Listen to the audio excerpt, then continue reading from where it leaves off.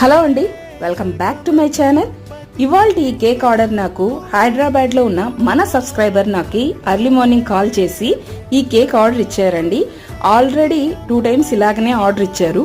ఇవాళ ఈ కేక్ని తన తమ్ముని బర్త్డే కోసమని సర్ప్రైజ్గా గిఫ్ట్గా ఇవ్వాలని నాకు కాల్ చేసి మరీ ఇచ్చారు. ఈ డిజైన్ని కూడా వారే ఎంచుకున్నారండి.